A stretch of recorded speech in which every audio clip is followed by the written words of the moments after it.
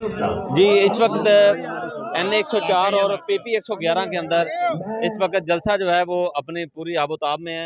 यहाँ वर्कर भी जो है वो जुनून जो है वो अपने सैलाब की तरह उमड़ा हुआ है। आपको दिखा सकता हूँ मैं, ये वर्कर पाकिस्तान तहरीक इंसाफ के कारकुन अपने लीडर्स के इस्तकबाल करने के लिए तैयार हैं।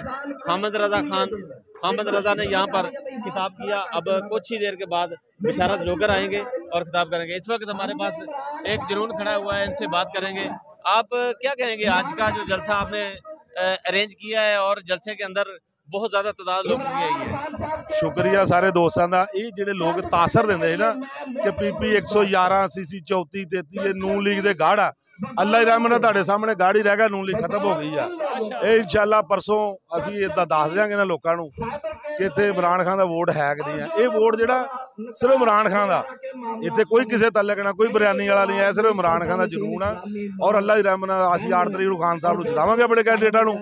उपर साहबजादा हामिद रजा साहब, थल्ले साडे हाजी बिशारत अली जोगर साहब, तो इंशाअल्लाह अल्लाह के हुक्म नाल वज़ीर आज़म बनणगे खान साहब। अच्छा आप बताएं, ये इमरान खान की कौन सी जो बात है जो लोगों के दिलों में गिर कर गई है और वो उनको पसंद कर रहे हैं इसके बावजूद कि वो जेल में है? भाई जान वही बात है कि जी लोगों के दिल च घर कर गई है। शौकत खानम तो लैके ओदे अपना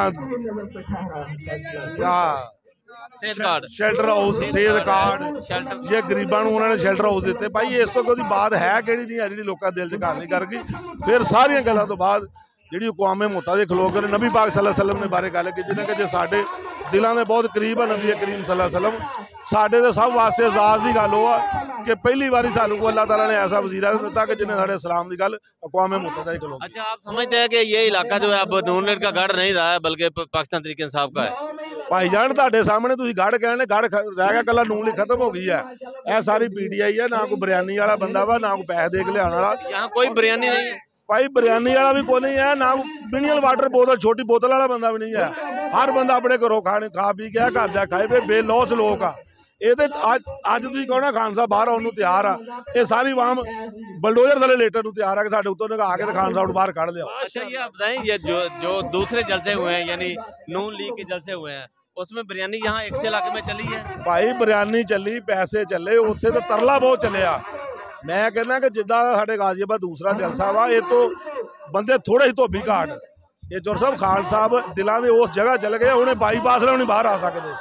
असीं इंशाअल्लाह अपने लीडर के नाल आ। सारी साडी आवाम, ए साडे लेबर के मशहूर शख्सियत सईद चीमा साहब और जिन्ने दोस्त आ, असीं सिर्फ खान साहब वास्ते आए हैं। और अल्लाह के हुक्म नाल 8 फरवरी को इस गल का पता लग जाएगा। वोट तो गल अगे चल गई है, ये गल हक और बादल से पहुँच गई है। इंशाअल्लाह असीं हक साज के नाल खलोते हैं। इंशाअल्लाह 8 तरीक को शाम को पता लग जाएगा। जी बहुत बहुत शुक्रिया। जिथे जट्टां की गल आवे तो चौधरी महबूब आलम की गल ना आवे तो गल माड़ी आ। चौधरी महबूब आलम सद्धू ने बहुत बड़े दिल का मुजाहरा किया कि उन्हें अपने MP की हमायत का ऐलान किया और 2 बारी वो टिकट होल्डर रहा और वो भाई वो टीम सारी अज अल्लाह की रहमत नाल PP बिशारत जोगर साहब सूबाई असम्बली वाइट बैलेट पेपर निशान हुक्का। मैं मनार सबज बैलेट पेपर मामा भैनों समझाना नहीं, तुसी ये पैरा भी तुसी दवाना है तो मेरे पुत्र वास्ते दुआ भी तुसी करनी है। बहुत शुक्रिया, थैंक यू।